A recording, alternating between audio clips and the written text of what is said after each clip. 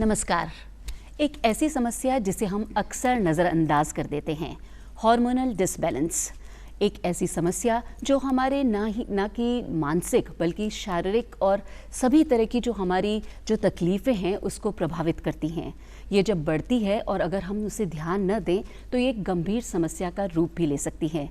न सिर्फ महिलाओं में बल्कि पुरुषों में भी ये समस्या काफ़ी ज़्यादा गंभीर हो सकती है।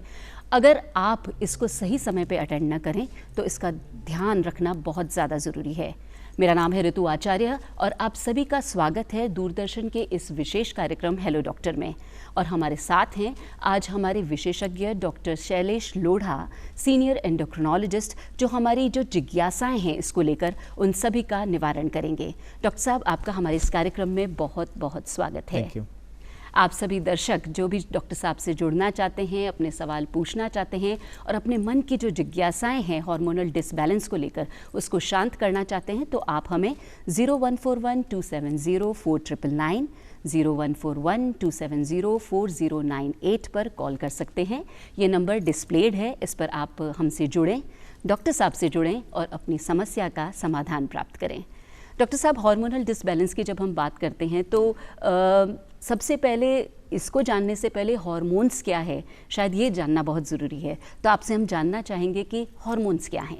जी, हार्मोन्स हमारे शरीर में निकलने वाले अति सूक्ष्म वो केमिकल्स हैं जो कि अलग अलग ग्रंथियों से स्रावित होते हैं। जैसे मस्तिष्क में स्थित पिट्यूटरी ग्लैंड से बहुत सारे हार्मोन्स निकलते हैं, जैसे LH, FSH, TSH, ACTH। फिर हम अगर गर्दन में आते हैं तो वहाँ थायराइड ग्रंथि है जिससे थायराइड हार्मोन्स निकलते हैं। थायराइड के साथ ही पैराथायराइड ग्रंथियाँ भी होती है जो PTH हार्मोन बनाती है।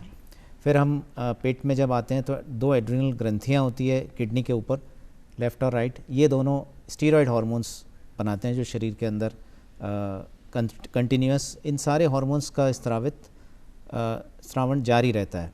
फिर फीमेल्स में ओवरीज होती हैं, मेल्स में टेस्टीज होती हैं और इसके अलावा हमारी आंतों से, इंटेस्टाइन से भी बहुत सारे अन्य हार्मोन्स निकलते हैं, स्किन से हार्मोन्स निकलते हैं। लेकिन मुख्यतः ये जो ग्लैंड्स जो मैंने बताए ये मुख्य हार्मोन्स स्रावित करते हैं। और इन सभी का एक नॉर्मल जब हमारी लाइफ चल रही होती है तो एक बैलेंस रहता है। ये कंट्रोल होते हैं, जैसे पिट्यूटरी ग्लैंड को मास्टर ग्लैंड इसीलिए कहते हैं क्योंकि ये दूसरे ग्रंथियों को कंट्रोल करती है। एड्रिनल्स को कंट्रोल करती है, टेस्टिस को कंट्रोल करती है, ओवरीज को कंट्रोल करती है, थायराइड को कंट्रोल करती है। तो आपस में इनका बैलेंस रहता है। एक हार्मोन कम होता है तो दूसरा किसी तरीके से उसको ऊपर नीचे होकर उसको वापस बैलेंस में लाने की कोशिश करता है, कॉम्प्लीमेंट बेसिकली उसको करने की कोशिश करता है। तो ये जब बैलेंस जो आपने कहा, यही शायद सारा सब कुछ गेम है कि यहाँ अगर डिसबैलेंस होता है तो बहुत सारी समस्याएं आ सकती हैं। एक बार फिर से अपने दर्शकों से मैं कहना चाहूँगी कि आप हमारे साथ फ़ोन पे जुड़ सकते हैं। हमारा फ़ोन नंबर है 0141270499 0141270409 डॉक्टर साहब हमारे साथ हैं, डॉक्टर शैलेश लोढ़ा। अपने सभी सवालों का जवाब आप इनसे इस विषय पर, हार्मोनल डिसबैलेंस पर आप जान सकते हैं। डॉक्टर साहब, वैसे तो थायराइड और डायबिटीज़ भी हार्मोनल डिसबैलेंस का एक कारण है, लेकिन मैं आप सभी को बताना चाहूँगी कि दूरदर्शन पे हम बहुत सारे कार्यक्रम इसको रिलेट करके कर चुके हैं। तो ये डेफिनेटली हार्मोनल डिसऑर्डर है जिसकी वजह से ये होता है। लेकिन आज हम बाकी बहुत सारे और ऐसे चीज़ें हैं जिसके बारे में हम सर से बात करना चाहेंगे। डॉक्टर साहब, कई बार हम देखते हैं कि कोई व्यक्ति जो है वो बाकी सारे जो एवरेज एज है उनसे, या एवरेज जो लोग हैं उनमें बहुत ज़्यादा शॉर्ट रह गया है, या कोई अपनी एज से अचानक बहुत ज़्यादा लंबा या लंबी हो गई है। तो क्या ये भी हार्मोनल डिसबैलेंस होता है? जी हाँ, ज़रूरत से ज़्यादा लंबाई होना। मान लीजिए कई बार हम फिल्म्स में कुछ ऐसे खलनायक देखते हैं जिसका कद 7 फीट, 7.5 फीट है, तो निश्चित रूप से ये एक हार्मोनल इम्बैलेंस ही है। एक ग्रोथ हार्मोन जो हमारे शरीर में पिट्यूटरी ग्रंथि स्रावित करती है, ये ग्रोथ हार्मोन शरीर के नॉर्मल ग्रोथ के लिए आवश्यक होता है।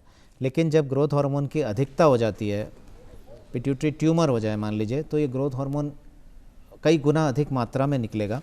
और इस वजह से कई बच्चों में अगर इस तरह की प्रॉब्लम हो जाती है तो उनका कद लगातार बढ़ता रहता है और 6, 6.5, 7 फीट तक ये पहुंच सकते हैं। मुंह का आकार भी बड़ा होने लगता है, हाथ पैरों का आकार बढ़ जाता है, तो ये उस तरह की समस्या होती है। और ट्यूमर का ट्रीटमेंट होने से ट्यूमर को सर्जरी से ट्रीट भी किया जा सकता है, दवाइयों द्वारा भी ट्रीट किया जा सकता है, उससे ये काफ़ी हद तक कंट्रोल हो सकता है।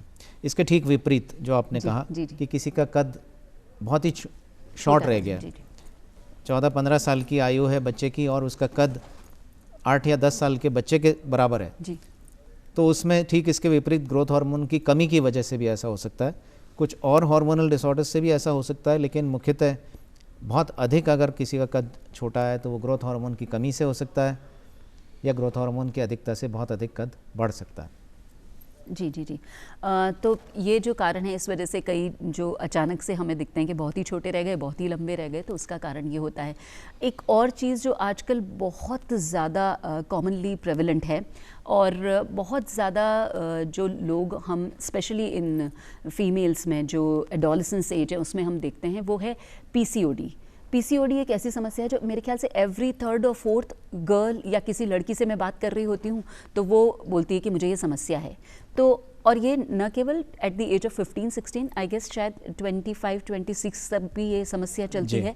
तो ये क्यों हो जाती है और किस तरह से हम इसको अटेंड कर सकते हैं, इसका इलाज कर सकते हैं?